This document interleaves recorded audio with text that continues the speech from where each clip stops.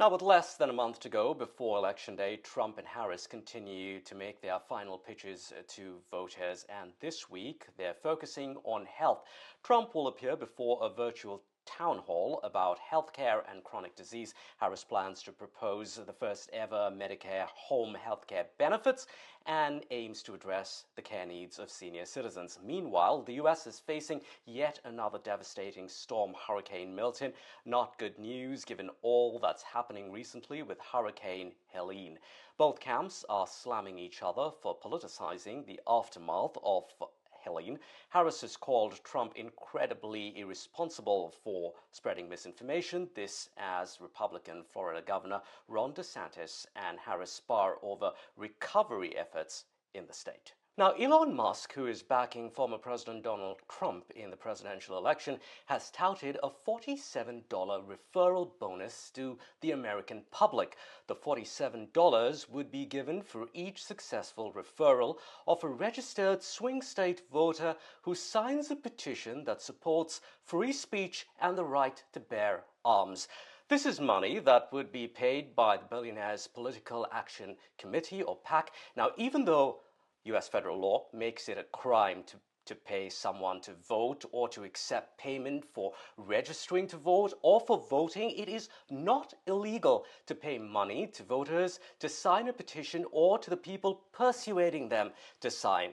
Now, let's get you more on this story. Joining us is NDTV's Simon Marks from Washington, D.C. Simon, how is Musk's endorsement of Trump playing out, good or bad for Trump, given all these controversial moves and statements that we've really been seeing?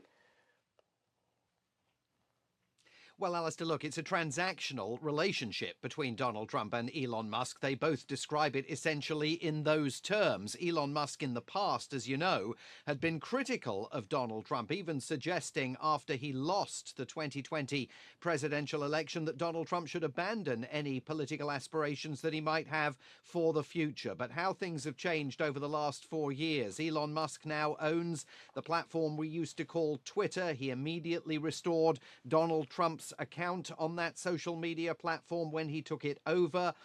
Many critics of Mr. Musk's stewardship of Twitter, now called X, argue that it has amplified far-right voices in the months and years since Elon Musk invested that money to take control of the platform. And there he was on Saturday with Donald Trump in Butler, Pennsylvania, the scene of the attempted assassination against Donald Trump in July.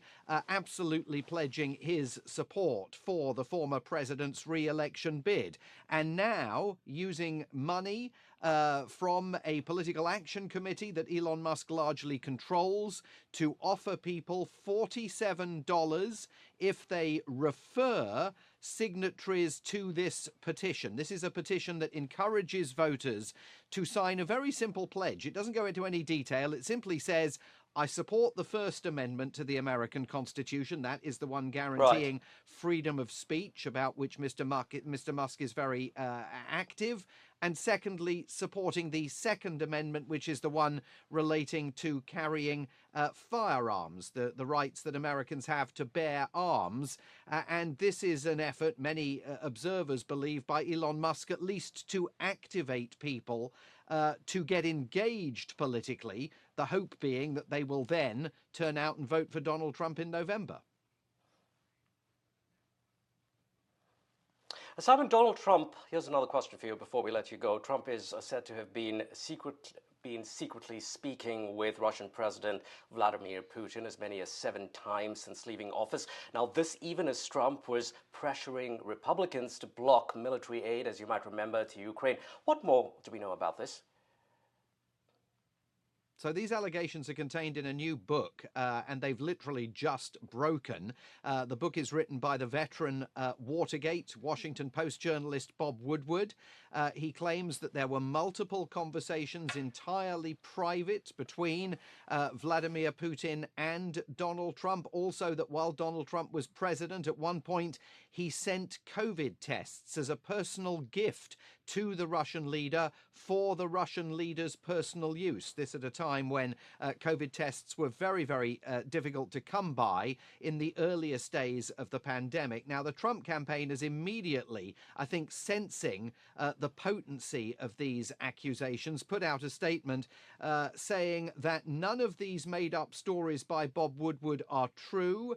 They are the work of a truly demented and deranged man who suffers from a debilitating case of Trump derangement syndrome.